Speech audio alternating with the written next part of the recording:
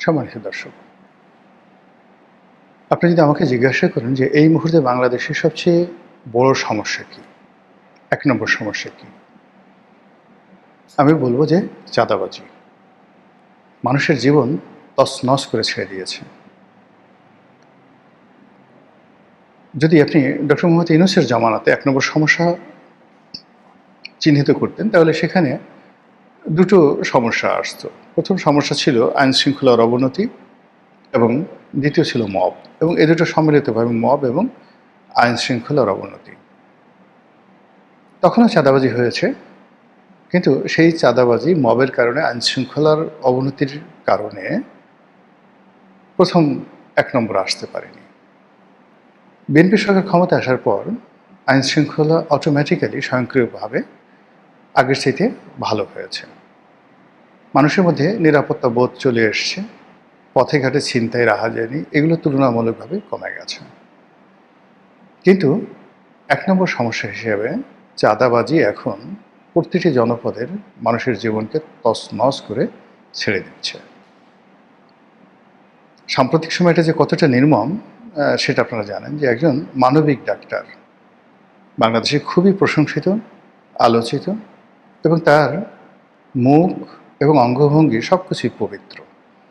তিনি কিডনির doctor, kidney চিকিৎসক। তার হাসপাতালে এ যাবৎ ২,০০০ কিডনি রোগীর তিনি বিনামূল্যে অপারেশন করে দিয়েছেন।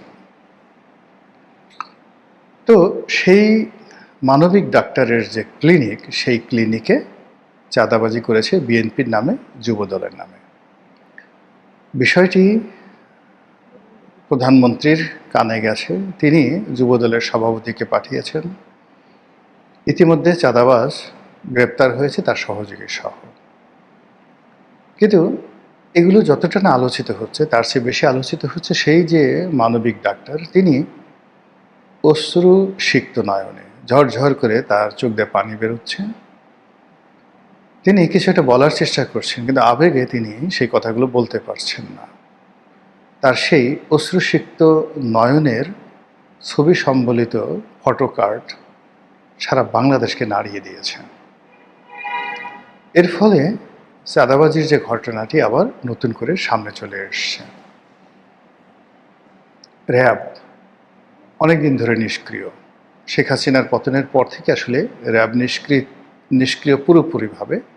আর এর আগে যখন জাতিসংঘে নিষেধাজ্ঞা দেওয়া হলো, তখন র্যাব অটোমেটিক্যালি তাদের কার্যক্রম তারা গুটিয়ে এনেছিল।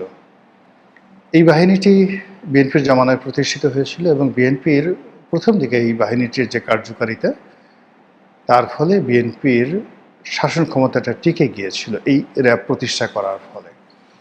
আদারওয়াইজ যেভাবে চাঁদাবাজি, খুন, ধর্ষণ, রাহাজানি ওটা বেড়ে গিয়েছিল, তখন র্যাবের উপস্থিতি মানুষ আশীর্বাদ হিসাবে নিত। কিন্তু যা হয়, যে কোনো একটা বাহিনী, যে কোনো একটা মানুষ, যে কোনো একটা পরিবার প্রতিষ্ঠান যখন খুব ভালো করে এবং মানুষ প্রশংসা করে, তখন আর তারা স্বাভাবিক অবস্থায় থাকে না। র্যাবেরও ঠিক সেম অবস্থা হলো। সেনাবাহিনী থেকে, পুলিশ বাহিনী থেকে যে সমস্ত লোক র্যাবে পদায়ন লাভ করত, সঙ্গে সঙ্গে তাদের একটা বিরাট অংশ আজরাইলে পরিণত হতো। এবং শেখ হাসিনার জমানাতে নয়, একেবারে বিএনপি জমানাতে শেষের দিকে এই র্যাব রীতিমতো ফ্রাঙ্ক আইনস্টাইনের দানবে পরিণত হয়েছিল 2005 এবং 2006 সনে।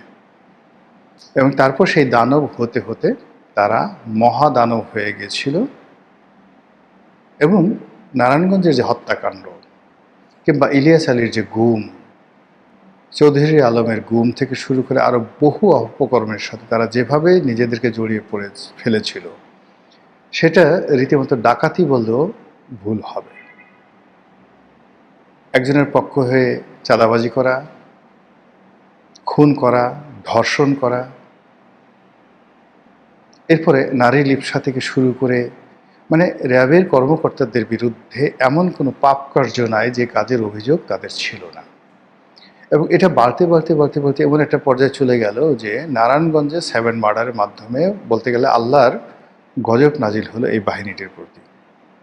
এরপর জাতিসংঘের নিষেধাজ্ঞা আসলো। এরপর থেকে এরা চুপচাপ, কিন্তু আবার নতুন করে তাদেরকে সক্রিয় করার চেষ্টা করা হচ্ছে। ইতিমধ্যে আমরা শুনেছিলাম যে র্যাব বিলুপ্ত করে দেওয়া হবে, কিন্তু সেটা হচ্ছে না। আপনারা জানেন যে সরকার চাঁদাবাজির ব্যাপারে সতর্ক অবস্থানে আছে, তারা জানে, এবং ইতিমধ্যে নাকি ৪,৫০০ সারা দেশে চাঁদাবাজ আছে, শীর্ষ চাঁদাবাজ, যাদেরকে চিহ্নিত করা হয়েছে এবং এদেরকে খুব দ্রুত গ্রেপ্তার করা হবে।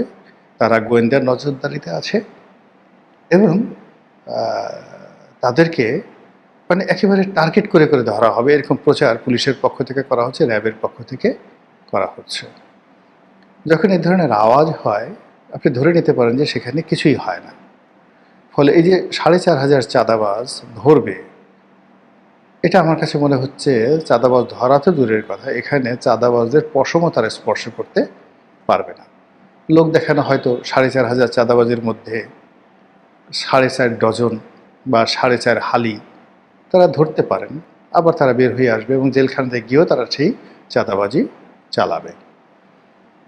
যারা জেলে গেছেন এবং জেলে যারা কুখ্যাত সন্ত্রাসীদেরকে দেখেছেন, তারা জানেন যে সন্ত্রাস এবং চাঁদাবাজের যে নেটওয়ার্ক, এরকম একটা শক্তিশালী অবস্থায় যে চাঁদাবাজরা কলকাতাতে থাকুক, সন্ত্রাসীরা দুবাইতে থাকুক কিংবা জেলখানাতে থাকুক, ডাজ নট ম্যাটার, তাদের যদি সিস্টেমটা চালু থাকে তাহলে তারা যে কোনো জায়গাতে বসে এই চাঁদাবাজিটা করতে পারে।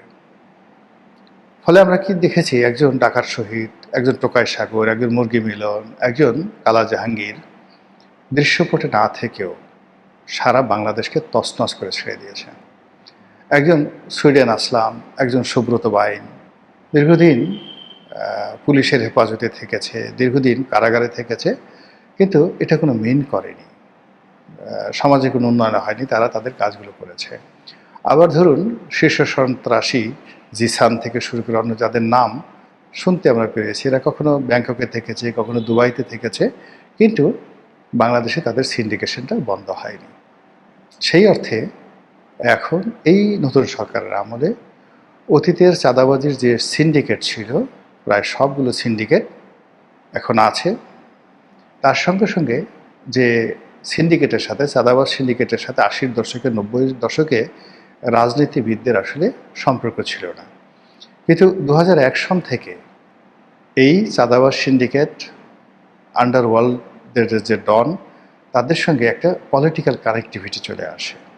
রাজনীতিবিদরা একে অপরের বিরুদ্ধে এই সিন্ডিকেটকে তারা ব্যবহার করতে থাকে। ফলে আমরা কখনো কখনো 7 স্টার গ্যাং, কখনো আমরা 5 স্টার গ্যাং তাদেরকে দেখেছি এবং এখনও সেই গ্যাংগুলো কিন্তু সক্রিয় আছে। তাদের অনেকগুলো আস্তানা এই ঢাকা শহরে রয়েছে।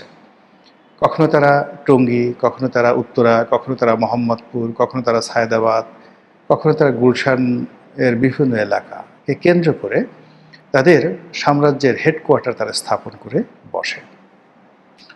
তো যেটা বলছিলাম যে এই চাঁদাবাজির যে সিন্ডিকেটগুলো ইনুর জমানাতে যখন নতুন করে হাত বদল হলো, আওয়ামী লীগের হাত থেকে নতুন হাতে আসলো, তখন সেখানে অনেকে জড়িয়ে পড়ল। সেখানে আওয়ামী লীগ যারা ছিল তাদের দ্বিতীয় সারির, তৃতীয় সারির যারা লোকজন তারা ছিলেন, তার সঙ্গে সঙ্গে আবার নতুন রাজনৈতিক সংযোগ, নতুন মাস্তান, বিদেশ থেকে অনেকে চলে এলো, জেলখানা থেকে অনেকে বের হয়ে এলো। ফলে এটা চাঁদাবাজির একটা স্বর্গ রাজ্যে পরিণত হয়ে গেল এবং